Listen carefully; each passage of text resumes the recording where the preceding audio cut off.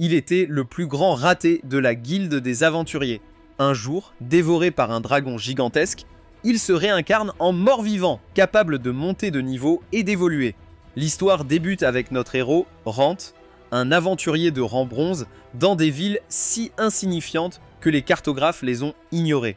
Après ses affaires, il file à la guilde, espérant décrocher un bon boulot avant qu'ils ne soient tous pris. Un groupe d'aventuriers entre et lui demande s'il retourne au donjon. Rand répond que ce sera le plan s'il ne trouve pas de travail aujourd'hui.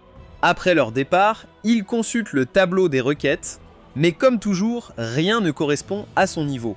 C'est donc le retour au labyrinthe. Dans un monde où la plupart des aventuriers s'associent en groupe, Rant est toujours en solo. Pas de partenaire, pas de femme, probablement parce qu'il est trop faible pour en garder une. Même après 10 ans d'aventure, il n'a pas dépassé la Ligue de Bronze, qui se situe malheureusement juste un cran au-dessus du fond. Sorti de la guilde, il achète un pain bon marché pour sa pause dans le donjon. Sans la moindre idée de ce qui l'attend, il se dirige droit vers le labyrinthe. Le donjon, le reflet de la lune déserte, est censé être déjà exploré. Pourtant, il tombe sur un passage caché qui ne figure même pas sur la carte. Croyant que la chance lui sourit, il s'y engouffre sans hésiter. Il pense qu'il aurait pu signaler la découverte à la guilde et empocher une grosse récompense. Mais la cupidité prend le dessus, il s'enfonce, espérant trouver un trésor rare et précieux. Mais malheureusement, ce chemin le mène à une chambre inexplorée, dominée par un dragon légendaire tout droit sorti des mythes anciens. Dès qu'il voit l'énorme bête, rend son corps se paralyser et fidèle à son statut de débutant, il meurt sur le coup, dévoré en une bouchée. Pour une personne normale, ce serait la fin, mais grâce à son armure scénaristique, au lieu de rester mort, il se réincarne en squelette mort-vivant dans le même monde. Quand il se réveille, rentraîne ses os vers une source d'eau proche et découvre que d'aventurier de bas rang, il est devenu l'un des monstres les plus faibles. Il a du mal à croire qu'il est encore en vie après avoir été mangé par une bête si terrifiante, mais se demande s'il peut appeler son état vie. Il comprend qu'il est un mort-vivant effrayant et immortel. Cette réalisation le plonge dans l'inquiétude, car dès qu'un prêtre le verra, il pourrait être anéanti par un sort de purification sacrée. Exister sous cette forme enfreint les lois de la nature. Il abandonne l'idée de retourner à la guilde, car il serait déclaré abomination et abattu sur le champ. Ce qui le perturbe le plus, c'est qu'il est mort, mais pas vraiment. Une fois qu'il a fini de paniquer, il saisit sa lame et se relève. Heureusement, le dragon qui lui a fait ça n'est plus là. Rand s'échappe de cette partie maudite du donjon. Il pense à quel point les donjons sont mystérieux, car personne n'a pu expliquer d'où ils viennent. Il se demande si des aventuriers solitaires ont déjà nettoyé un donjon seul, et cette pensée le fait s'arrêter. Il n'a plus de corde vocale ni de bouche pour parler. Un squelette ennemi tremblant apparaît. Rand se précipite avec sa lame, mais en la levant pour être prudent, il trébuche et tombe sur le derrière. Le squelette voit sa chance et charge, mais finit aussi par tomber, ses os de jambes s'envolant dans différentes directions. La pauvre créature tente de se reconstituer, mais Rand a vite une idée et décide d'utiliser son énergie spirituelle. Ça marche et il écrase les os de l'ennemi. Alors que les os du squelette vaincu s'effondrent et brillent, Rand panique, pensant qu'il va revenir à la vie. Mais une vague d'énergie spirituelle le traverse, le guérissant complètement sur le champ.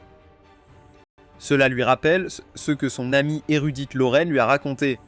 Une étrange connaissance sur un phénomène surnaturel chez certains monstres rares, l'évolution existentielle. Au lieu de rester un tas d'os, un squelette pouvait se transformer en ghoul. Cela motive notre héros qui vise à évoluer lui-même en une de ces créatures. S'il parvient à se faire de la chair, alors avec quelques vêtements, il pourrait se fondre dans la masse, s'épaisse et retourner en ville. Il continue d'abattre des squelettes, et chaque fois il est guéri par la même lumière mystérieuse. Plus tard, il affronte un monstre de vase. Bien que faible pour son état osseux, c'est un défi difficile. Le slime crache son liquide acide sur lui, mais Rand esquive juste à temps avant de l'abattre. Après l'avoir vaincu, il saisit son cristal magique et collecte son fluide corporel. Une fois mort, l'acide du slime devient inoffensif et le liquide peut être touché, souvent utilisé en cosmétique. Pendant ce temps, à la guilde, un homme parle à la réceptionniste d'une nouvelle recrue. Elle répond qu'elle avait prévu de l'associer à Rant, mais s'inquiète car il n'est toujours pas revenu, trouvant la situation étrangement inhabituelle. Dans le donjon, notre héros a fait une pause pour reprendre son souffle. Tenant un pain, il se demande comment un squelette est censé manger ça. Plus il y pense, plus il réalise qu'il n'a ni faim ni sommeil. Mais ce qui le dérange, c'est qu'il n'a pas encore évolué en ghoul. Il essaie sa magie spirituelle et sa magie de feu, et les deux semblent fonctionner parfaitement. Mais ce qui le surprend vraiment, c'est qu'il peut même utiliser sa divinité, même s'il est mort-vivant. Il le jeta rapidement sur le pain pour le purifier, l'empêchant de pourrir pendant les 3 jours suivants dans l'espoir que peut-être d'ici là, il aurait un corps capable de le manger. Red ne supporte pas d'être faible, puisqu'il s'entraîne depuis plus de 2 décennies sans connaître de réelle croissance. Ce qui est étrange, c'est qu'il est l'un des rares à pouvoir utiliser les 3 formes de pouvoir, notamment la magie, la divinité et l'énergie spirituelle. Malheureusement, aucun d'entre eux n'est particulièrement puissant. Red rassemble un peu de courage et se relève rapidement avec un fort désir brûlant en lui de s'élever un jour jusqu'au rang légendaire d'aventurier de classe Mithril. Il charge en avant et affronte une autre vague de squelettes et de slime. Et cette fois, il se sent clairement devenir plus fort à chaque coup. La lumière familière apparaît une fois de plus, mais contrairement à avant, elle entraîne une poussée de douleur intense qui le traverse juste avant qu'il ne commence enfin à grandir et à expérimenter l'évolution tant attendue qu'il espérait. Bien qu'il ait toujours l'air d'un désordre inquiétant, il ne peut s'empêcher de se sentir un peu fier après avoir vu les progrès qu'il a réalisés. Ses pensées dérivent vers des vampires qui semblent presque humains et il commence à se demander s'il pourrait devenir l'un d'entre eux un jour. Il essaie de parler mais laisse échapper un rugissement monstrueux. Refusant d'abandonner, il continue d'essayer et lance un bonjour. Et même si les mots semblent à peine compréhensibles, il devient clair qu'avec suffisamment de pratique, il pourrait bien être capable de tenir une vraie conversation. Après avoir évolué en ghoul, notre garçon se retrouve désormais face à des gobelins. Il ressent une étincelle de joie face sa récente évolution et remarque avec surprise que tous ses pouvoirs sont devenus beaucoup plus forts qu'avant. Surtout, maintenant qu'il peut même canaliser son énergie spirituelle à travers son épée. Ce qui le fait se demander s'il n'est déjà devenu plus fort qu'il ne l'était jamais lorsqu'il n'était qu'un humain fragile. À ce moment-là, l'aventurier débutant apparaît dans le donjon juste à côté de notre garçon et s'attaque à un squelette parvenant à peine à l'abattre. Rant envisage d'aller lui parler, mais s'arrête rapidement réalisant qu'une ghoul n'est peut-être pas le genre de créature avec laquelle elle voudrait calmement avoir une conversation. Alors qu'elle ramasse le cristal, il l'observe tranquillement à distance, pensant qu'elle doit être quelqu'un de nouveau en ville. Il continue de la suivre tout en réfléchissant au fait que, pour une raison quelconque, la guilde semble toujours l'apprécier et ne l'a pas encore forcé à prendre sa retraite, même s'il est clairement faible. Rand continue de suivre la jeune fille alors qu'elle s'enfonce plus profondément, mais se retrouve coincée contre un mur par un squelette stupide, et les choses empirent lorsque le monstre s'accroche à sa lame. Avant de pouvoir faire son prochain mouvement, Rant se précipite et sort le squelette. Ying, la fille, totalement confuse quant à la raison pour laquelle une ghoul sauterait soudainement pour l'aider. Rand essaie de la convaincre qu'il ne veut pas de mal, et quand elle lève sa lame pour se défendre, il jette sa propre épée dans l'espoir de gagner sa confiance. Il lui dit qu'il est aussi un aventurier et qu'il y a quelques jours à peine, elle l'aurait vu comme un humain ordinaire. Il se présente en essayant d'expliquer que quelque chose d'étrange s'est produit et qu'il s'est réveillé comme un mort-vivant. La fille, qui semble bien élevée, le remercie de l'avoir sauvé, et Rant lui demande poliment si elle peut l'aider à se faufiler en ville en lui prêtant une robe ou quoi que ce soit, pour cacher son apparence laide. Il lui propose même un peu d'argent en échange et prend du recul pour ne pas l'effrayer. Elle se présente comme Rena et promet de rembourser sa dette en l'aidant. Elle part lui demander d'attendre là-bas car elle reviendra bientôt avec quelque chose pour l'aider à se couvrir. Ran ne peut qu'espérer qu'elle ne raconte pas à tout le monde qu'elle a rencontré une goule parlante demandant des vêtements pour se faufiler dans une ville, car cela pourrait très mal finir pour lui. Alors que le soleil commence à se coucher, Rena se précipite vers la réceptionniste pour lui demander les fournitures dont elle a besoin. Pendant ce temps, de retour dans le donjon, Rant commence enfin à sentir qu'il est devenu bien plus fort qu'il ne l'a jamais été en tant qu'humain. Ses instincts de combat se sont considérablement améliorés et il élimine désormais facilement les monstres visqueux. Reynard arrive, criant son nom et donnant un peu d'espoir à notre gars. Elle lui remet les vêtements qu'il a demandés et lui apporte même les restes de monnaie. Alors que Rant marche vers les objets, elle se tend instinctivement, juste au cas où la goule deviendrait soudainement agressive. Le voyant baisser les yeux, elle s'excuse rapidement, expliquant qu'elle était juste surprise et promet qu'elle essaiera de s'habituer à lui s'il est prêt à lui donner un peu plus de temps. Ran vérifie le peignoir et est clairement impressionné. D'autant plus que la gentille fille lui a même apporté des gants et des chaussures pour qu'il puisse complètement cacher son apparence. Il commence à avoir l'impression qu'il pourrait pleurer même si son corps de mort-vivant ne le permet plus. Il enfile rapidement les vêtements, mais dès que Rena sort un miroir, il s'inquiète de l'apparence de son visage. Heureusement, la jeune fille y a pensé aussi et lui tend un masque. Ran le porte à son visage, mais juste au moment où il se rapproche, le masque s'accroche soudainement à lui tout seul. Rena s'illumine parce qu'il ressemble maintenant à un chaman cool, mais malheureusement, le masque s'avère maudit et reste collé sur son visage. Elle s'excuse et explique qu'elle l'a obtenu à un prix vraiment bon marché et que même si cela semblait louche, elle l'avait touché elle-même et rien de bizarre ne s'était produit. Rin commence à se demander pourquoi sa chance est toujours nulle. Mais il a ensuite une idée et essaie d'utiliser sa magie divine. Juste au moment où cela semble fonctionner, il manque d'énergie et ne parvient pas à briser la malédiction. Rena s'excuse encore de lui avoir apporté un équipement facial louche. Mais Ran essaie de voir le bon côté des choses et dit que ça pourrait l'aider à mieux cacher son identité. Il tend le bras vers elle, mais le retire légèrement. Elle le saisit et lui dit qu'elle n'a plus peur de lui. Ran la sent un peu mal à l'aise et lui dit qu'il apprécie et qu'il est prêt à lui laisser tout le temps dont elle a besoin. Rena l'emmène au village. Assise dans une charrette, elle se confie sur son histoire et son long voyage depuis la capitale, pour les 2 bons donjons d'entraînement de la région. Elle partage aussi son rêve de voir le monde entier et de devenir très forte un jour. À la demande de Rant, Rena l'aide aussi à passer les portes de la ville. Alors qu'ils approchent de l'entrée, les gardes les arrêtent et demandent leurs papiers. Ils présentent leur carte d'aventurier, ce qui satisfait d'abord les gardes. Mais au moment de passer, l'un d'eux se méfie de l'accoutrement de Rant et exige qu'il montre son visage.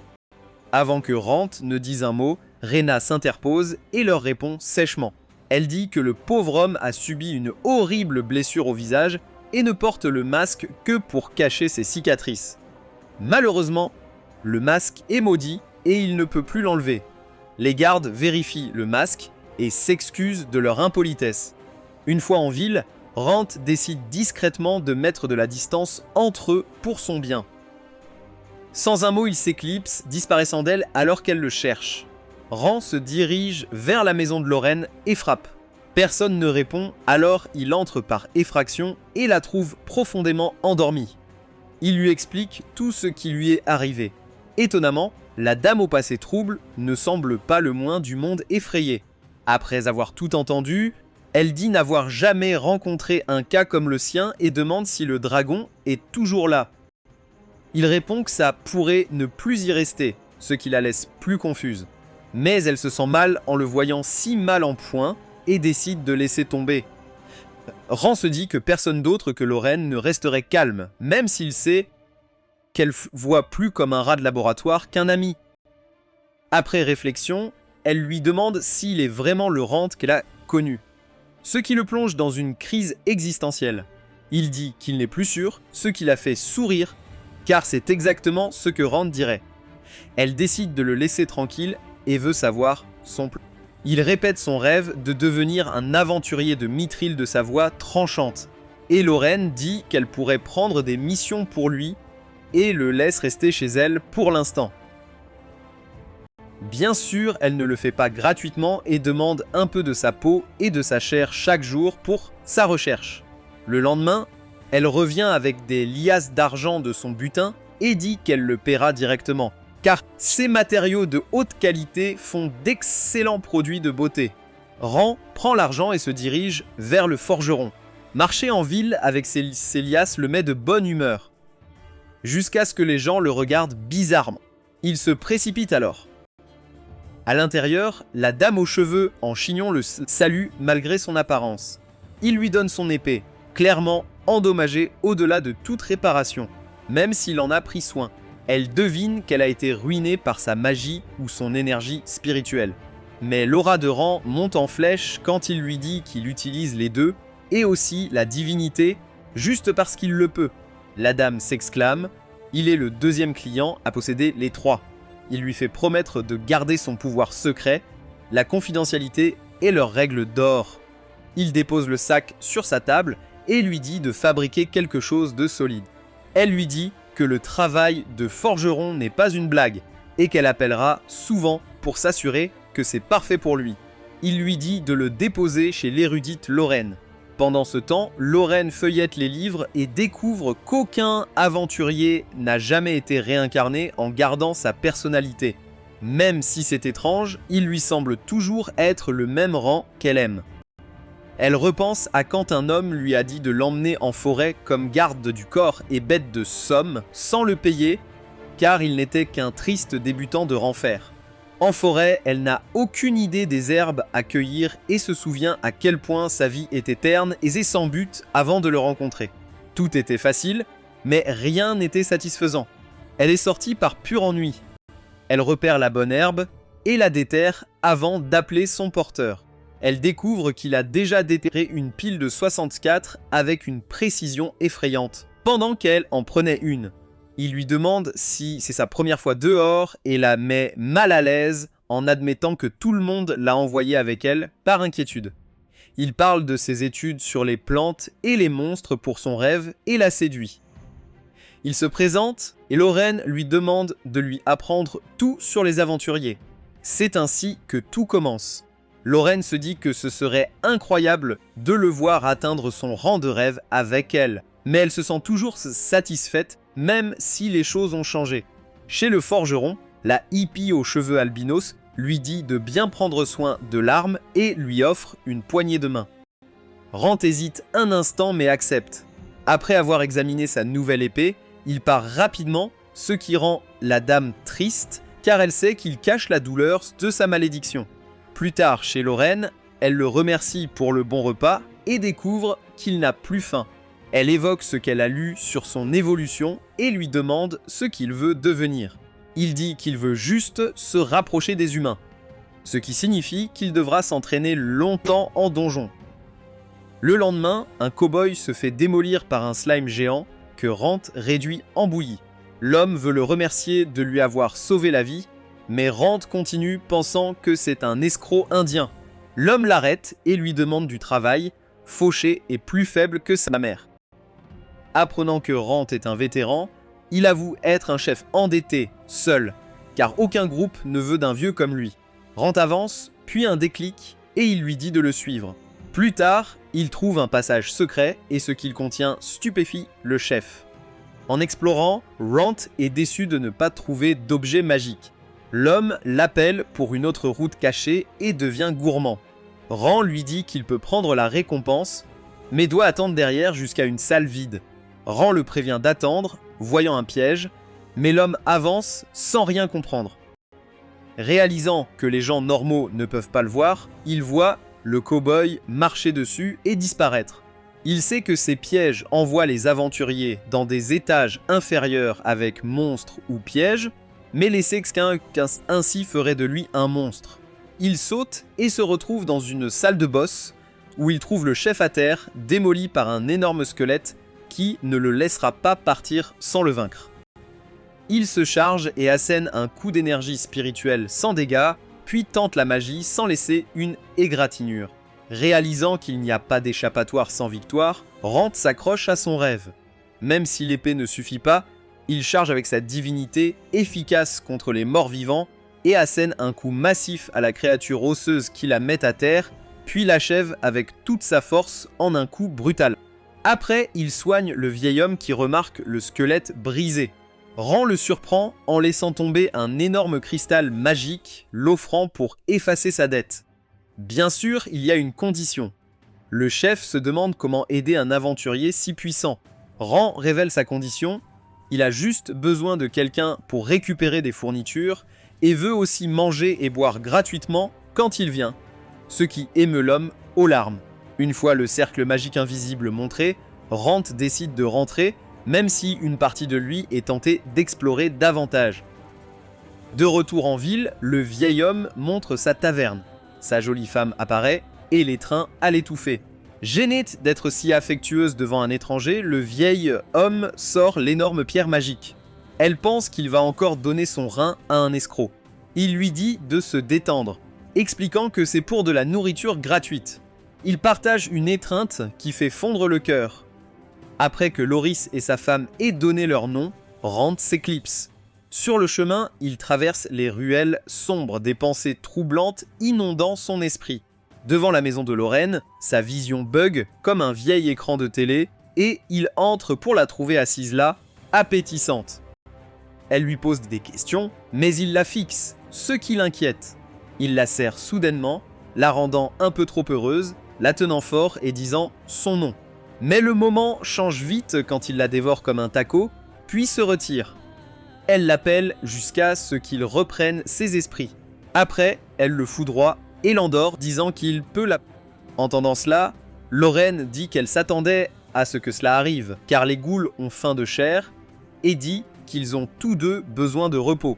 Pourtant, il lui demande de lui montrer sa blessure, et utilise sa divinité pour la guérir jusqu'à ce qu'elle disparaisse complètement. C'est alors qu'elle aperçoit son corps musclé, et réalise qu'il a tellement évolué qu'il ressemble presque à un humain, et que même son masque a changé, pouvant désormais changer de forme à volonté. Mais il ne peut toujours pas l'enlever complètement.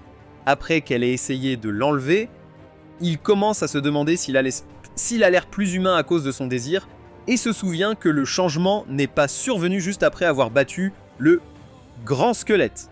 Alors elle suggère que le déclencheur pourrait avoir été de... Même si ce n'est qu'une théorie de jeu, elle dit qu'elle a peut-être une idée de la façon dont son évolution fonctionne vraiment. Lauriane explique que contrairement aux monstres normaux, il a la capacité d'utiliser sa volonté pour choisir le type de monstre qu'il devient, de sorte qu'un jour il pourrait atteindre le statut de vampire. Mais pour cela, il doit trouver quelle est la condition en plus de tuer de puissants monstres. Après la discussion, elle lui dit de se déshabiller et commence à s'enthousiasmer en se transformant en une scientifique folle, énumérant toutes les choses qu'elle veut tester sur lui. Mais une fois qu'elle voit son visage laid et fatigué, elle réalise qu'il a besoin de repos et décide de le laisser tranquille. Le lendemain, Rant s'entraîne à manier l'épée dehors et est content que sa luxure ait disparu. Même si son épée semble dire le contraire, alors il passe chez le forgeron Emo et explique qu'elle s'est cassée quand il a utilisé sa divinité. Le forgeron boudeur lui dit d'arrêter de mentir car il n'y a pas de mort-vivant puissant dans le labyrinthe, mais Rant dit qu'il y avait en fait un squelette géant, ce que Cloak doute clairement jusqu'à ce que Rant mentionne un passage secret. Et cela lui rappelle à qui il parle. Alors Rant demande une nouvelle épée rapidement pour pouvoir y retourner, et avec cela Cloak en loue une pour le bon vieux temps, ce qui dit à Rant qu'il ne pourra jamais tromper le forgeron insolent. Après cela, Rant passe chez Lorraine et la trouve occupée à faire de l'alchimie, travaillant sur un poison assez fort pour assommer même un grizzly rouge. Son sourire tordu le fait douter d'avoir eu raison d'accepter ses expériences. Il tient parole et boit le poison, disant à Lorraine que c'est horrible. Elle n'arrive pas à croire qu'un poison mortel soit à peine désagréable pour une goule. En l'entendant, elle est même un peu jalouse quand Rant mentionne qu'il ne se fatigue plus et n'a plus besoin de dormir. Elle lui demande s'il a encore faim. Rant admet que s'il ne désire pas la nourriture normale, il a un léger besoin de sang et de chair humaine. Sans hésiter, Lorraine lui tend une bouteille de sang humain au cas où il aurait trop faim et perdrait le contrôle. Rant ne prend qu'une goutte et garde le reste. Il propose d'aller à la guilde pour des quêtes. Mais Lorraine lui dit que son apparence causerait plus de chaos que de travail. Rant argumente qu'il n'est qu'un aventurier de bas rang, mais elle le coupe, expliquant que la guilde l'apprécie et pensait même le recruter officiellement. Cette révélation le surprend. Une fois décidé à reprendre le cours des choses, Lorraine réfléchit et propose un plan. Il pourrait s'inscrire sous un nouveau nom et une nouvelle identité, personne ne s'en douterait. Rant accepte et va à la guilde. Il repère la réceptionniste, Sheila, et s'approche pour s'enregistrer. Elle prépare les papiers et lui donne un formulaire à remplir. La dernière fois, il n'avait noté que son nom et son âge. Cette fois, il sait comment lister ses compétences et quoi écrire pour que ça compte. Seul son rêve de devenir un jour un aventurier de classe Mithril reste inchangé. Il griffonne un nom similaire à l'ancien et donne le formulaire à Sheila. En le lisant, son expression change, montrant à quel point la guilde regrette notre guide. Rant demande si celui qu'elle regrette s'appelle Rant Fina et en profite pour dire qu'il est un parent de Lorraine, logeant chez elle pour éviter les malentendus. La réceptionniste revient avec son badge d'aventurier, l'informant qu'il est enregistré comme aventurier de classe fer, l'encourageant à faire de son mieux. Elle dit à sa goule déjà morte de faire attention et de ne pas mourir en sortant de la guilde. Il va ensuite au donjon où de faibles cris humains résonnent, des gens luttant contre des gobelins. Il se dirige vers le bruit et aperçoit deux enfants se battant en synchronisation, tenant tête à un gobelin et un slime. Un instant, il pense intervenir comme avant, mais décide de s'éloigner, réalisant que son apparence pourrait les terrifier. Silencieusement, il s'enfonce dans le donjon et entre dans sa section cachée, pensant la cartographier pour la guilde, un grand exploit. En explorant, il entre dans un étrange portail et se retrouve soudain dans un appartement. Là, il découvre un vieux cadavre humain squelettique avec des fleurs fraîches. Cela lui dit que quelqu'un vit peut-être dans ce labyrinthe. Au moment où il touche les fleurs, une femme apparaît et lui demande ce qu'il fait là. Rant explique qu'il est là par erreur, mais la femme l'accuse d'être entrée pour voler ses affaires. Sans prévenir, elle lui lance des flammes violettes, le projetant contre le mur et réduisant ses vêtements en cendres, exposant la goule. Dès qu'elle voit ce qu'il est, elle arrête son attaque et s'excuse. Pour se rattraper, elle lui offre sa cape en échange de ses vêtements brûlés. Elle lui donne un parchemin et le renvoie à la surface. Rend la porte à Lorraine. Il découvre que c'est peut-être un trésor national affichant les cartes des labyrinthes explorés et les gens qui s'y déplacent avec leur nom. Rand lui demande de vérifier s'il est maudit, mais il l'a déjà équipé sans le savoir et il n'y a aucune trace de malédiction. Lorraine lui demande s'il connaît la femme qui l'a attaqué. Rand dit qu'elle est incroyablement forte et de classe or.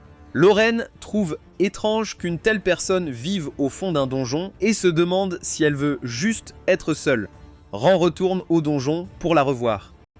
Dès qu'il entre, l'espoir l'envahit, la classe Mithril ne semble plus si lointaine. Il cherche la femme, mais ne trouve aucune trace de l'entrée, ce qui lui fait penser qu'elle veut être seule. Pendant ce temps, à la guilde, Chile et l'aventurier précédent s'inquiètent de l'absence de Rand, espérant qu'il revienne vite. Chile s'est toujours inquiété pour lui. Il a aidé tout le monde à trouver sa voie à des métiers aventuriers, et c'est grâce à lui qu'elle travaille à la guilde. C'est alors que Rand Vivi entre et la surprend, acceptant une requête pour 3 orques après l'avoir rassurée. Chez Lorraine, elle souligne qu'il doit monter de niveau pour une promotion mais ne peut pas réapparaître comme Rentfaena. Elle a l'idée qu'il pourrait utiliser son deuxième compte Smurf, même s'il pense que ça enfreint une règle.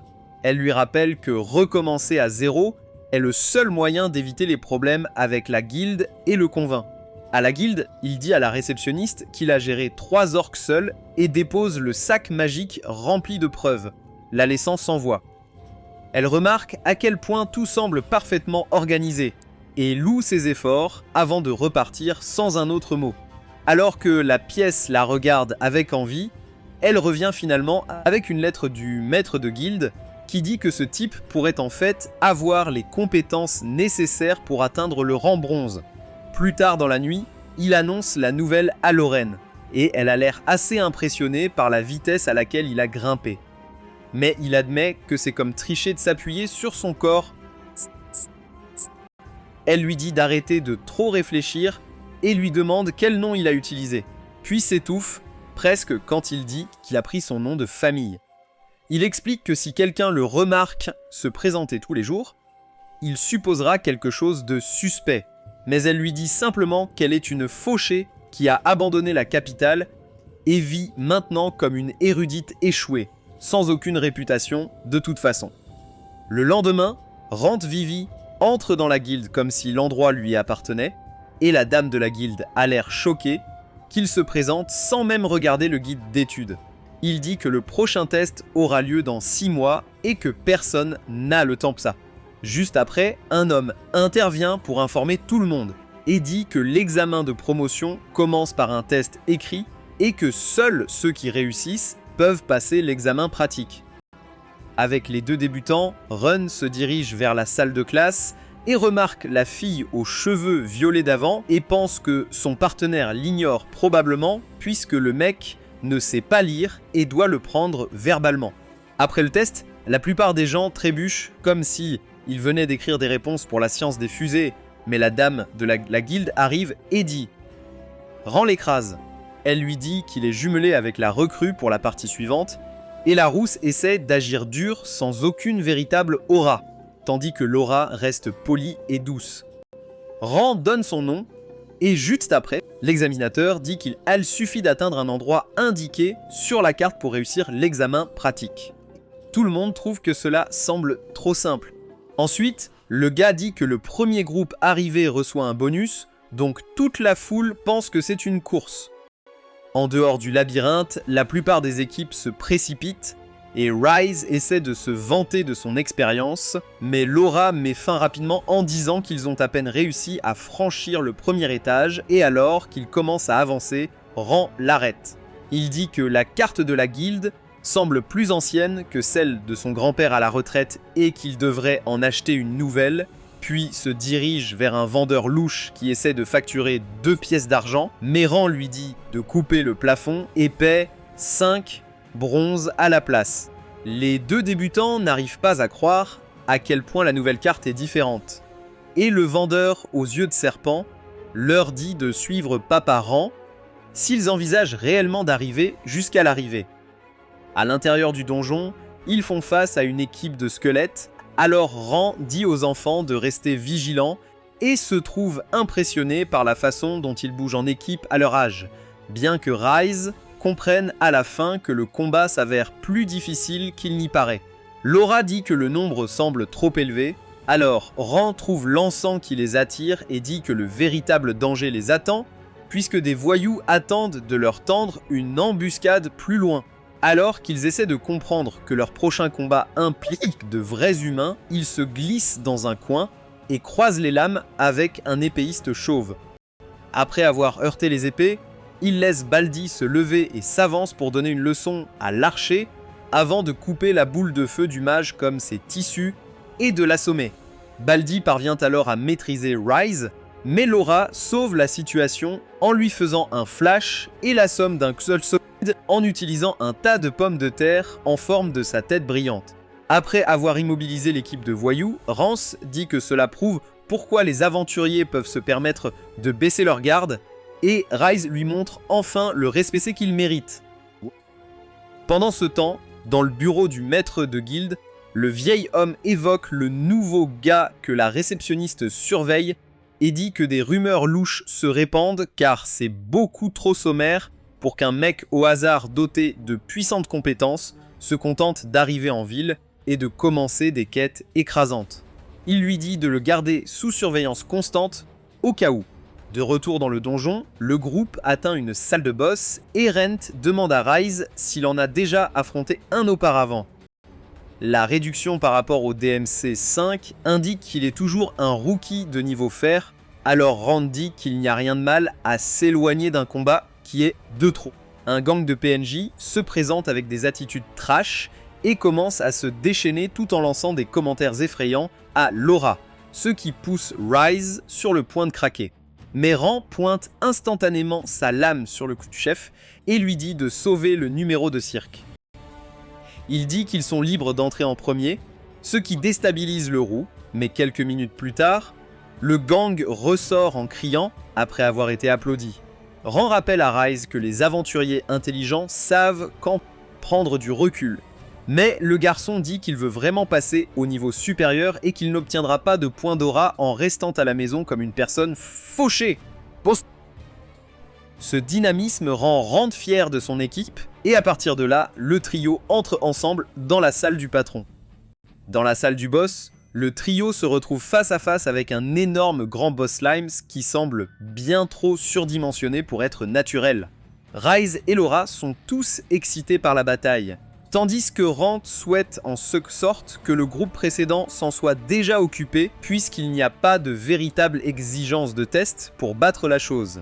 Rise charge avec toute l'excitation d'un enfant sous sucre, Laura le soutient avec de la magie par derrière, et Rise assume le rôle de leur fidèle entraîneur comme s'il avait été loué pour les guider dans ce désordre.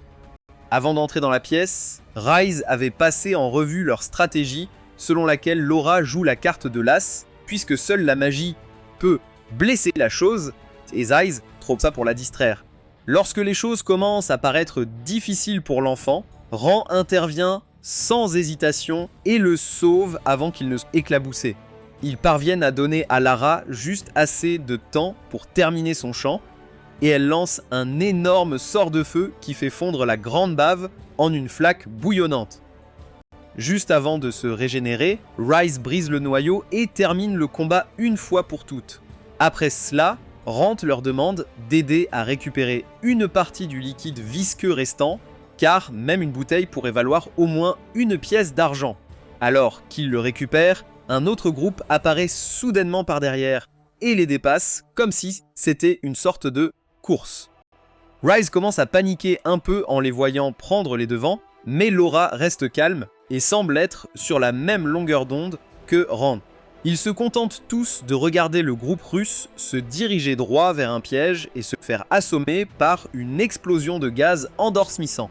Laura se tourne pour se lever et explique avec désinvolture que tout cela n'a jamais été censé être une course au départ, ce qui le prend clairement au dépourvu. Peu après, le trio atteint le point final sans problème. L'homme les félicite d'être les premiers, mais Laura, adoptant les habitudes de Rand, lui demande aussitôt de prouver son identité. L'homme de la guilde leur donne un jeton pour être promu au rang de bronze, et en plus, ils reçoivent des potions en récompense bonus, destinées aux 3 premières équipes. Avant de rentrer, Rand décide de faire un détour rapide au 2e étage du donjon, une forêt magnifique où le soleil réussit à percer. Rise demande s'ils peuvent explorer, car ça ressemble à un lieu de vacances, mais Rand lui rappelle qu'ils ne sont là que pour visiter, et que l'examen n'est pas terminé tant qu'ils ne sont pas de retour à la guilde. Une fois revenus, le trio se dirige au comptoir pour leur promotion. Alors, un homme de la guilde dit à Sheila que c'est bon, car il les avait secrètement surveillés. Rand retrouve ainsi son rang d'avance à mort, ou du moins, pas exactement. Après la promotion, le duo se sépare de leur grand-père, promettant de refaire équipe. En s'éloignant, Sheila interpelle Rand et lui demande la vérité, ayant visiblement compris certaines choses. Rand s'excuse et dit qu'il partira pour de bon. Mais avant qu'il ne bouge, la réceptionniste l'arrête par sa cape, voulant des réponses sur sa disparition. Rand essaie de s'éclipser, mais se laisse convaincre par Sheila, réalisant à quel point elle s'était inquiétée pour lui. Elle l'entraîne à une table pour parler. Ran lui dit qu'il a un problème que la guilde où personne ne doit savoir. Sheila sourit et dit n'avoir rien dit à la guilde, voulant la vérité de sa bouche. L'homme qui le suivait durant le test avait déjà remarqué ses soupçons. Heureusement, c'est son frère, doué pour garder les secrets, et il veut comprendre ce qui lui est arrivé. Sheila est préparée et présente un contrat magique qui la ferait quitter la guilde et la forcerait à un accord d'esclavage dans un autre pays où c'est légal, juste pour prouver sa fiabilité. Elle veut aider, et bien que Ran la trouve intense, il accepte et signe le contrat. Mais au lieu de raconter, il lui demande d'en être témoin et soulève son masque, révélant son visage de goule. Elle tressaille, puis se penche et demande à en savoir plus. Ran explique simplement qu'il est mort dans le donjon à cause d'un dragon et est revenu en mort-vivant. Quand il la voit ébranlée, il lui demande si elle veut toujours l'aider. Alors qu'il part, Sheila lui prend la main et dit qu'elle croit chaque mot, puis la serre, jurant de rester avec lui quoi qu'il arrive. Chez Lorraine, Sheila accompagne Rant et tous trois s'installent pour discuter. Lorraine demande à Sheila ce qu'elle sait vraiment de Rant. Sheila dit juste qu'il est un monstre, mais qu'il ne ferait de mal à personne. Lorraine fait monter les enchères, essayant d'effrayer Sheila, et la prévient que si elle est venue chez une universitaire louche avec un monstre à taux, elle pourrait finir en ragoût. Lorraine teste si Sheila est digne de garder le secret d'héberger un monstre. Ayant sa réponse, elle s'excuse de sa rudesse et lui offre le dîner. À table, Rant sort la fiole de sang et en lèche une goutte, faisant réaliser à Sheila que les ghouls sont liés aux vampires. Sheila leur révèle la vraie raison de sa venue. Un kidnappeur serait en liberté car des recrues ont disparu sans trace. Cela rend tout le monde suspicieux envers Rant, car il correspond au profil d'un type louche impliqué dans des affaires sales. Le lendemain, l'ancien chef de guilde parle à la réceptionniste de Rant disparu, affirmant vouloir le réintégrer à son retour, puis décide de prendre sa retraite. Quelques jours plus tard, Rant manie sa nouvelle épée à l'entraînement sous le regard de Cloak, qu'il a ajusté pour son pouvoir spirituel et magique, et lui dit de la tester. Rend la charge de magie et tranche le bois comme du beurre, laissant le forgeron sans voix. Il enchaîne avec le pouvoir spirituel qui carbonise la cible, puis tente la divinité, qui ne fait rien d'évident. Mais Cloak voit des plantes germer de la coupe et se demande quand Rant a eu la divinité, un pouvoir céleste.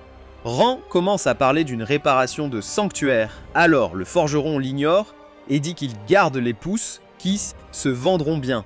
Rant veut voir ce qui se passe s'il mélange tout. Le forgeron prend un gros morceau de bois et dit que la fusion mana-esprit est un coup fou qui pourrait le faire exploser comme une grenade trop cuite. Rant reste invincible car il est différent. L'homme lui donne une épée sacrificielle laide, bon marché et inutile. Rant remplit sa lame de magie et injecte du pouvoir spirituel dans son autre main, les fusionnant en une aura violette qui fait trembler son corps. Un coup détruit le gros bois de Cloak, mais Rant n'est pas satisfait et veut tout utiliser en même temps. Il s'entoure d'une aura dorée flamboyante qui frappe plus fort que prévu et le secoue. Le forgeron le prévient de ne pas forcer et de ne pas faire de dégâts. L'épée de Rant se désagrège presque sous la force, mais il frappe la bûche à temps, la faisant tourner avant qu'elle ne devienne une boule ronde. Cloak explique que la divinité remet les choses à leur état initial, donc toute lame qu'il utilise se brisera toujours. Rant se souvient de l'elfe du donjon et demande quoi faire quand l'ennemi est trop fort. Cloak suggère de lui fabriquer des épées s'il a de l'argent, ce que notre garde-géant fauché n'a pas. Sur le chemin du retour, il voit un vieil homme mâcher un enfant au hasard, alors il se téléporte derrière lui et le soudoie avec une pièce d'argent. Le garçon transpire, comme s'il allait se faire dépouiller. Rant lui demande calmement ce qui ne va pas. L'enfant dit qu'il a besoin d'aide contre le seigneur du lac, ce qui attire l'attention de Rant. En chemin, Rant se souvient que l'enfant, surnommé Monkey Boy dans son village, avait parlé d'un rituel. Une fille est offerte au lac pendant leur festival, en l'honneur de celle qui a jadis sauvé tout le monde. Depuis ce dernier sacrifice, le seigneur du lac dévore les filles et en veut plus que jamais épuisant les jeunes femmes du village plus vite que la forêt amazonienne. L'enfant les supplie de sauver sa sœur, la prochaine sur la liste. Ran se sent mal et accepte d'enquêter, car l'histoire lui semble étrange. À leur arrivée, toutes les portes se ferment dès que les gens voient Monkey Boy. Alors, il emmène Rant directement chez lui. Sa sœur sort, le tire à l'intérieur et le frappe si fort que Ant entend tout de dehors. Elle s'excuse pour son frère idiot et demande à Ran d'abandonner la mission pour ne pas ruiner leur tradition sacrée. Ran dit que Monkey Boy l'a engagé, donc seul lui peut annuler, ce que l'enfant refuse. La fille abandonne et lui dit qu'il peut rester s'il n'interfère pas dans le rituel. Ran accepte avec plaisir. Le lendemain, il traverse une caravane et voit un type louche donner des snacks aux enfants pour qu'ils amènent leurs parents, car personne n'a 7. Ran apparaît et effraie les enfants. Le commerçant lui dit qu'il arrive au mauvais moment, les tensions étant vives à cause du Kraken. L'étrange marchand éveille la curiosité de Rant. Il demande à Reemtas et apprend qu'ils viennent souvent et vendent des choses utiles. Au coucher du soleil, les vieilles dames s'excusent auprès de la sœur de Reemtas, mais elle sourit, heureuse d'être choisie. Quand elles évoquent les efforts de son frère pour l'arrêter, elle s'émeut. Plus tard, Rant lui rend visite et dit qu'il est là pour elle, même si elle lui dit de ne pas s'en mêler. Il lui rappelle que son frère se bat si fort car ils n'ont que l'un l'autre. Cette nuit-là, les anciens s'excusent et la renvoient avec une lampe, ignorant que Rant et son frère attendaient plus loin pour leur mission secrète. Les bateaux s'éloignent sur l'étang, un épais brouillard s'installe et la lampe s'allume juste avant qu'une lumière disco rouge ne clignote. Soudain, un monstre géant à tentacules sort de l'eau. La sœur de Monkey Boy implore la pitié, mais Rant fait remarquer que c'est un hologramme et saute sur l'eau avec les bottes magiques de Lorraine. Il traverse la fausse bête, repoussant les boules de feu des hommes. Le nain effrayant dit que Rant aurait dû rester loin et ordonne à son équipage d'ouvrir le feu. Mais Rant fonce sur eux et anéantit l'équipage. Les frères et sœurs arrivent et voient la vérité. Le lendemain, l'équipage est ligoté pendant que Rant les interroge sur les filles disparues. Le petit homme les avoue qu'elles sont saines et sauves, puis révèle l'endroit où il les cache. Cela réglé, les frères et sœurs demandent à Rant de rester, mais il a quelque chose d'urgent chez lui. Au moment de partir, la petite sœur lui vole un baiser sur sa joue rugueuse, en guise de remerciement. Il l'accepte avec un sourire avant de sauter dans la calèche. De retour chez Lorraine, il lui raconte tout et la fin heureuse. Elle s'approche et demande au coquin comment il a encore volé le cœur d'une autre. Épais comme l'obsidienne, il répond que c'était juste un cerci et rien de plus. Le lendemain, notre homme se rend à la guilde et repère une requête offrant une seule pièce de bronze. Même si cela ressemble à du travail gratuit, il en discute avec Sheila et découvre que des enfants d'un orphelinat ont besoin de la fleur de sang de dragon, seul remède pour quelqu'un qu'ils aiment. Rant, fidèle à lui-même, accepte, se rappelant que l'aventure n'est pas qu'une question d'argent, mais aussi d'aider les autres. Rant arrive et trouve l'endroit délabré.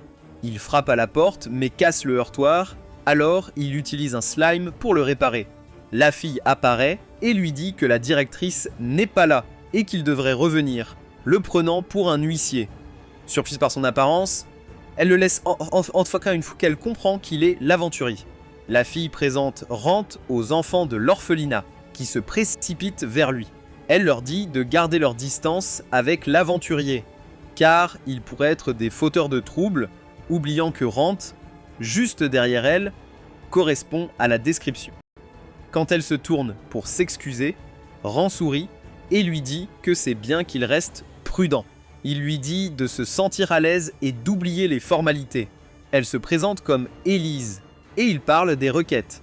Élise demande à Rant de garder le secret avant de le conduire à la directrice. La prêtresse s'excuse et explique que le sous-sol de l'orphelinat est rempli de monstres. Elle ne peut demander aux enfants de le nettoyer. Elle ignore qu'Élise a changé la requête. Elisa éloigne rapidement Ren, disant qu'elle expliquera tout elle-même. Elle lui dit que la prêtresse souffre d'une maladie appelée malocumula, qui survient lorsque quelqu'un a de la divinité, mais pas suffisamment, et qu'à la place, une énergie maléfique s'accumule à l'intérieur du corps. Elle dit qu'ils ont fait venir un guérisseur qui a confirmé le diagnostic. Concernant le remède, Élise évoque deux options. L'un est le sang d'une sainte jeune fille et l'autre est la fleur de sang de dragon. Elle n'a pas encore parlé de son état à la prêtresse, car si elle le savait, elle demanderait à une autre prêtresse de la remplacer. Ran se lève et assure à Élise qu'il peut y arriver. Mais avant de partir chercher la fleur, il décide de nettoyer d'abord le sous-sol. Eliza insiste pour le suivre parce qu'elle veut le voir se battre, alors Rant lui donne une petite lame pour se défendre si nécessaire. Soudain, des petits monstres rats au nom étrange apparaissent, et quand on essaie de mordre Rant, son contact avec son sang le fait crier et retomber, il change de couleur. Rant se rend compte que c'est l'effet de son trait vampirique et dit au rat de tourner en rond, ce qu'il fait, confirmant ses soupçons. Après avoir terminé le ménage, Rant amène son nouvel animal de compagnie en Lorraine en espérant qu'elle puisse comprendre ce qui s'est passé. Lorraine trouve cela étrange, puisqu'elle ne s'attend pas à ce qu'une goule provoque quelque chose comme ça. Pourtant, elle le laisse garder le rat, car un ou deux ne la dérangeront pas beaucoup. Lorsque Lorraine demande à Stargy comment il envisage de nommer la créature, il l'appelle rapidement Ombre, mais Lorraine insiste sur le fait qu'il aurait dû y réfléchir et suggère plutôt le nom d'Edel. Lorraine demande alors à Stargy s'il envisage d'y aller seul, et Ren explique que partir en solo signifie qu'il n'aura pas à s'inquiéter du poison. Elle le met ensuite en garde contre une énorme wyvern appelée Tarrasque, qui constitue une menace réelle et suggère qu'il pourrait avoir besoin d'un groupe pour l'abattre. Mais Rant sort une bouteille d'eau bénite, disant qu'il essaiera de l'utiliser pour éloigner la Tarrasque et éviter complètement tout combat. Elle lui tend de la nourriture parce qu'elle ne veut pas qu'il parte tôt le ventre vide et ajoute même une goutte de sang dans son bol pour lui donner l'appétit. Le lendemain matin, Ren prend une voiture qui le dépose au bord du marais, lui disant de continuer le reste de son voyage à pied, tout en lui promettant de revenir le soir pour le récupérer. Étonnamment, l'air empoisonné des marais ne dérange pas du tout son animal. Alors qu'il s'enfonce plus profondément, des gobelins rupapores leur tendent une embuscade, les attaquant par vagues, et Ran les gère tous, tandis qu'Edel regarde simplement de côté comme un spectateur occasionnel. Ran commence en fait à apprécier sa résistance au poison et pense que sans son apparence, il serait peut-être prêt à rester comme ça pour toujours, même s'il s'inquiète de savoir si une femme épouserait un jour quelqu'un avec un corps comme le sien. Lorsqu'un autre monstre apparaît, Run finit par refaire tout le travail acharné tandis que ses salons familiers en arrière-plan agissent comme s'ils s'en fichaient. Pendant ce temps, Sheila rend visite à Lorraine qui lui prépare le petit déjeuner. Sheila explique que la guilde sait déjà ce qui s'est passé au village de Tatsu et que les gens là-bas sont reconnaissants envers l'aventurier qui les a aidés. Mais malgré tous leurs efforts, ils ont refusé de révéler son nom. C'est pourquoi elle est venue ici pour en parler à Rant en privé, sachant qu'il n'aimerait pas en parler à la guilde. De retour au marais, Rant est occupé à fuir la grande méchante wyvern qui le poursuit. Il se retrouve dans une impasse et n'a d'autre choix que de se battre. Il essaie d'utiliser sa compétence de fusion, mais cela égratigne à peine le monstre. Juste au moment où les choses semblent sombres, le rat libre saute sur la wyvern et utilise les pouvoirs de Ran pour canaliser la divinité, infligeant un peu de dégâts. Cela donne à Ran l'indice dont il a besoin, et il charge sa lame de divinité, abattant finalement la bête. Il range le monstre dans un sac de rangement et se déplace pour récupérer la fleur, trouvant tout un champ couvert dedans. Au moment où il en cherche un elfe apparaît, surpris de voir quelqu'un ici à un tel endroit. Rank se prépare à se battre à tout moment alors que l'étranger se rapproche et prétend que aucun humain normal ne peut survivre dans un marais aussi toxique. L'homme dit qu'il porte un artefact résistant au poison et de l'eau bénite, puis lui dit qu'il est également là pour les fleurs, tandis que Rhett se rend compte qu'il est l'intrus. Après avoir cueilli quelques fleurs, le beau mec explique qu'il en a besoin pour créer des médicaments pour sa maîtresse gravement malade, alors Rhett lui souhaite une bonne santé. Le gars partage ensuite qu'il a beaucoup de chance qu'ils se soient croisés, car il cherchait régulièrement quelqu'un pour ramasser les fleurs pour sa maîtresse. Rand mentionne qu'il est un aventurier de rang bronze, ce qui surprend l'homme, mais il reconnaît toujours la force de Rand et dit qu'il serait heureux si Rand acceptait de l'aider avant de finalement se présenter comme Isaac. À la guilde, il dépose son sac sur le bureau de la dame de la guilde et lui dit de lui trouver un boucher. Alors elle se rend vite compte qu'il a réussi à abattre l'une des tarasques et crie de surprise assez fort pour que tout le monde la regarde. Ceci étant réglé, il se dirige vers le boucher le plus proche nommé Dario. Et Rand lui fait savoir qu'il est temps de préparer des côtelettes de porc. Une fois que tout le monde se prépare comme s'il était sur le point de déclencher une peste, Rand ouvre son sac magique et en sort son énorme viande. Dario voit l'état impeccable et dit que cela ne pourrait être aussi beau que si Ren battait la bête mortelle d'un seul coup. Il lui dit que ça devrait rapporter gros, et avant que Rand ne parte, la dame de la guilde sourit à ses progrès incroyables et lui dit que sa force est facilement égale à son rang d'argent. Le lendemain matin, il se rend à l'orphelinat et casse à nouveau la poignée de porte par accident, mais heureusement, il a du ruban adhésif et la répare aussitôt quand un visage familier apparaît. À l'intérieur de la vieille maison, elle et le vieil homme sont étonnés de sa beauté et de son bon entretien. Et l'homme souligne que même les aventuriers expérimentés ne savent rien de la récolte d'herbes, donc il est vraiment spécial. Après cela, il remercie Rand pour son aide. Notre héros dépose un sac de fleurs gratuitement et leur dit d'en faire bon usage.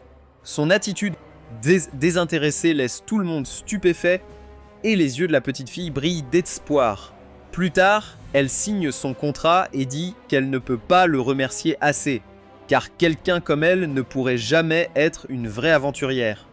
Elle aimerait l'aider même si elle est frêle comme une nouille, mais il promet de venir la voir s'il a besoin d'aide. Juste à ce moment, Edel apparaît et dit que les bestioles du sous-sol sont toutes prises en charge, ce qui lui fait souhaiter avoir aussi un monstre apprivoisé comme Rand. Elle s'enthousiasme quand il lui dit que la guilde offre des classiques et qu'il peut aussi l'entraîner de temps en temps. Elle craint de ne pas pouvoir se le permettre, mais il la rassure. Il connaît un ami qui traîne et peut l'entraîner. Il se serre la main. Il retourne chez Lorraine, qui prétend ne pas être offensée que Rand l'ait traitée de fainéante, puis le prévient d'être plus prudent avec ses promesses.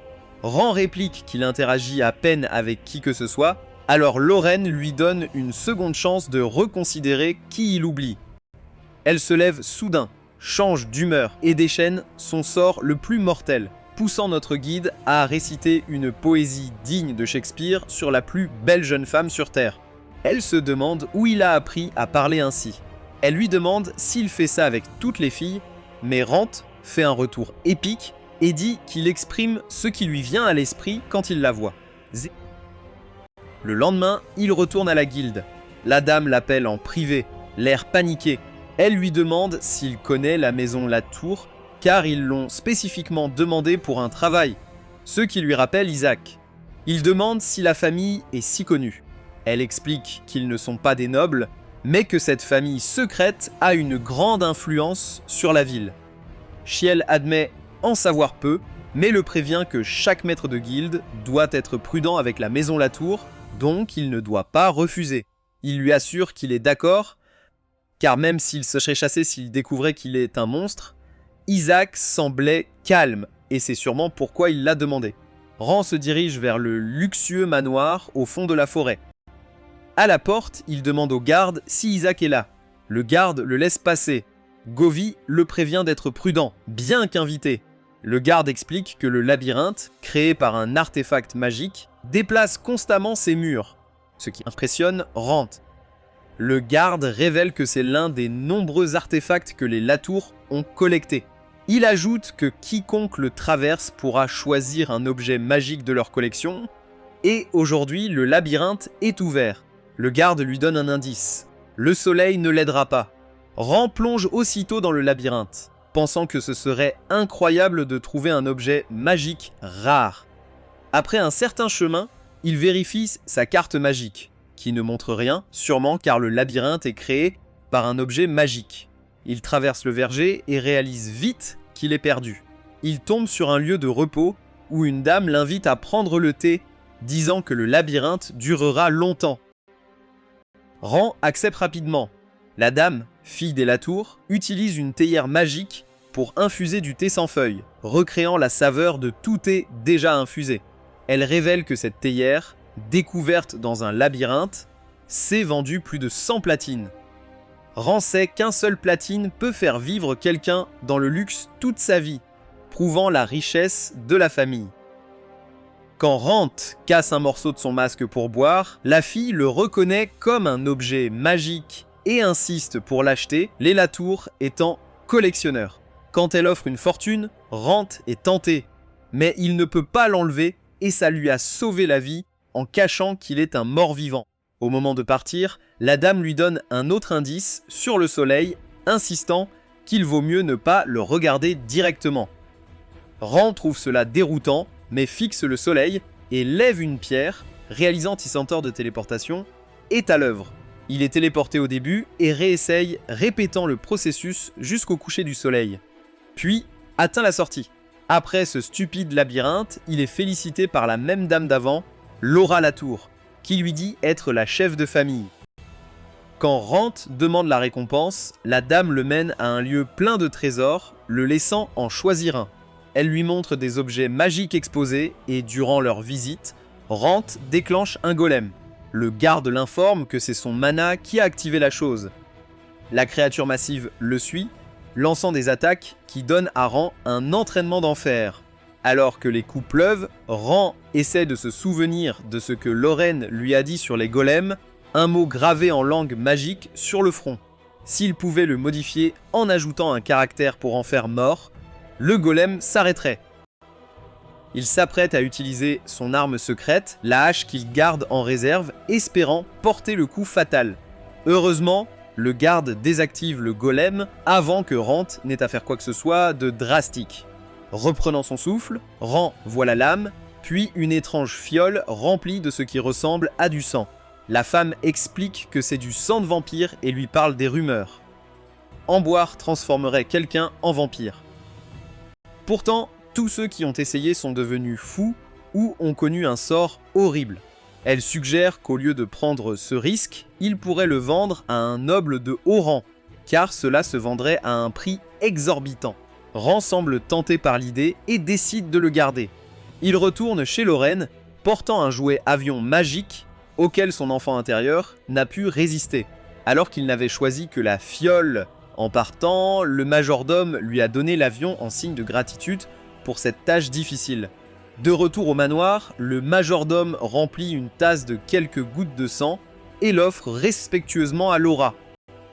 Rand montre la fiole à Lorraine, insistant que au moment où ses yeux s'y sont posés, il a senti que la boire déclencherait un changement en lui.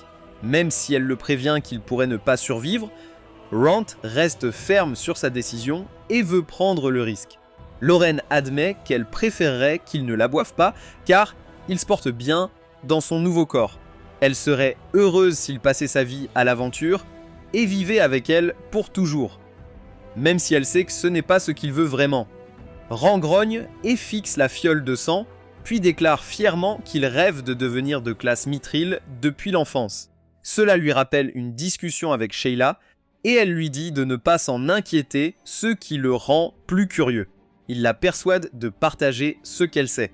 Elle dit qu'il n'a pas à répondre s'il n'est pas à l'aise, bien qu'il pense qu'elle sait déjà presque tout de lui. Elle pose enfin la grande question. Qu'est-ce qu'il pousse au rang mithril?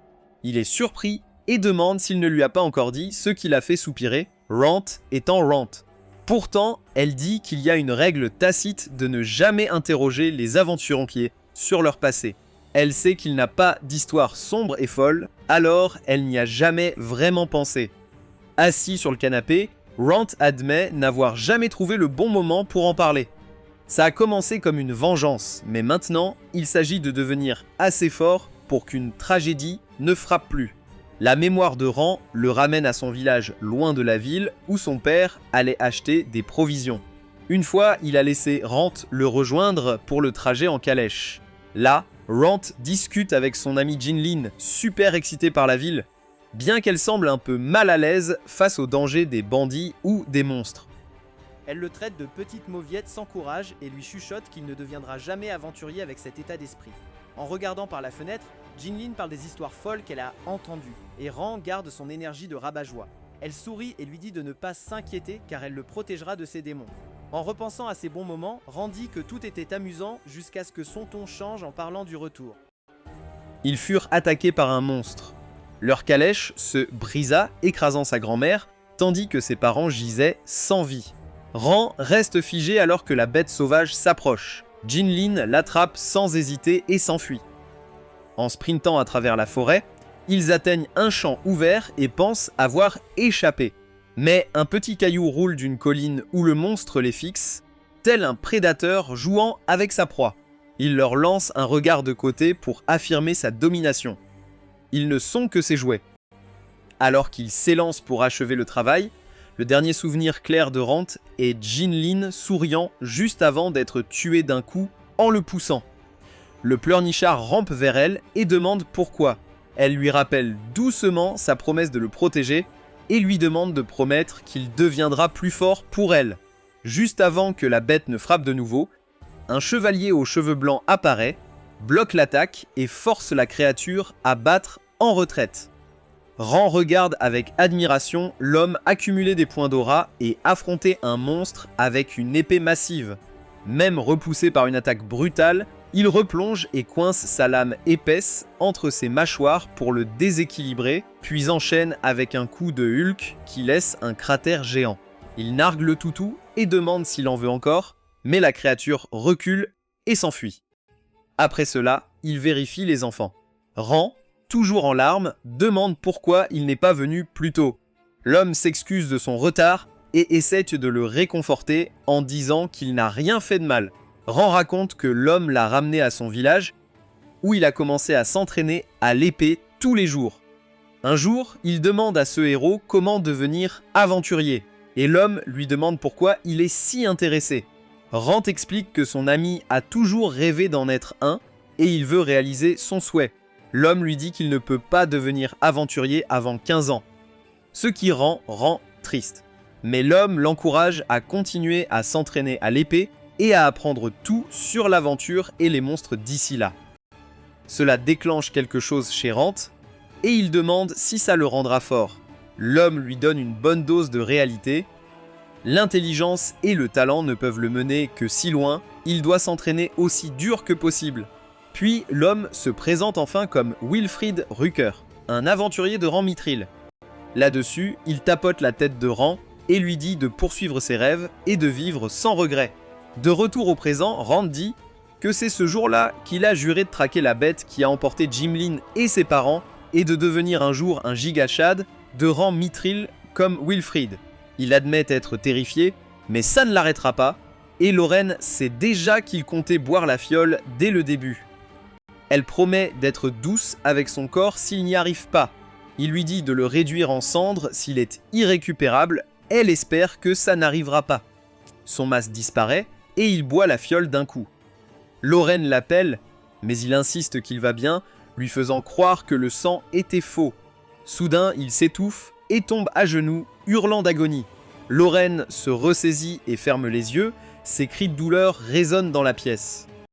La sensation dégoûtante de se transformer en monstre alimente sa rage, mais la transformation progresse. C'est là qu'il entend la voix de Lorraine lui rappeler qu'il a un but à atteindre, qu'il doit revenir. Ces mots l'aident à garder sa raison juste avant que tout ne devienne blanc. Peu après, il ouvre les yeux sous le même ciel ouvert que Ken Kaneki et se sent étrangement en paix, heureux d'avoir enfin ressenti le sommeil pour la première fois. Repensant à tout ce qu'il a traversé, il se dit qu'il n'a réussi que parce qu'il n'est plus humain. Plus tard, il cligne lentement des yeux et voit Lorraine assise à côté de lui. Elle mentionne avoir lu sur les vampires, ce qui le déconcerte. Elle le sort de sa torpeur en le félicitant d'en être un. Il demande quel type de vampire il est. Elle dit à Rand de se déshabiller. Après, elle examine sa musculature ciselée et remarque qu'il a des ailes qu'il peut faire disparaître à volonté, le rendant heureux de ne pas ressembler à un cosplayer ringard en public. Malgré tout, Lauren admet ne pas savoir exactement quel genre de vampire il est, mais elle est sûre qu'il est spécial car les vampires normaux n'ont pas d'ailes. Il enlève son masque et montre ses crocs blancs et acérés, confirmant qu'il est un vampire, puis abaisse le haut pour révéler des yeux cramoisis brillants. Voyant son visage familier, Lauren sourit, pose doucement sa main sur sa joue et lui souhaite un chaleureux retour. Fin de la saison 1 de l'aventurier mort-vivant indésirable.